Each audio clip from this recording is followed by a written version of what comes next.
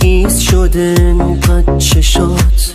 چیکار کرده تو این چند وقت باهات؟ چیزی نگو اگه خسته از صدات، بیا منو بغل کن، شاید آروم بشی روی سینم اگه بارون بشی، نمیذارم دیگه داغون بشی، گلم دیگه توی آرامشی، این قصه ها رو کم کن،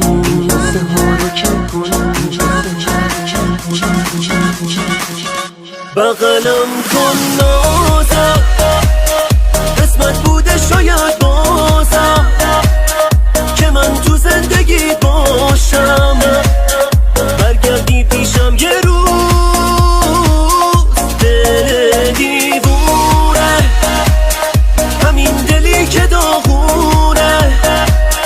دیگه پیش تو میمونه، جا داره واسه تو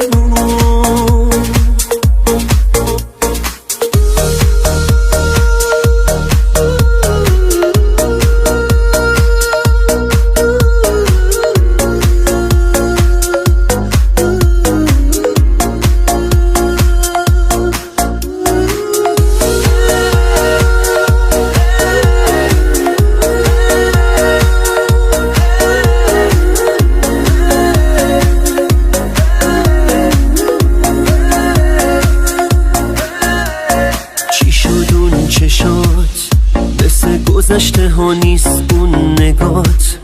بگو چرا میلرزه با صدات، من که گفتم نمیاد پا به پات، فقط منو بغل کن، نزا بارون بشی، بگو حرفاتو تا آروم بشی، نمیذارم دیگه داغون بشی، گلم دیگه توی آرامشی، این قصه ها رو کم کن،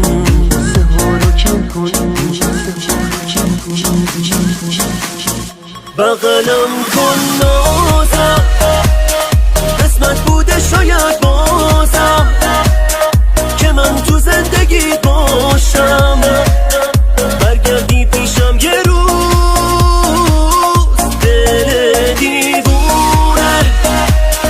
همین دلی که داغونه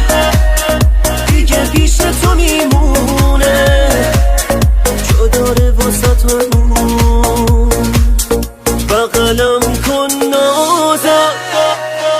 قسمت بوده شاید بازم که من تو زندگیت باشم،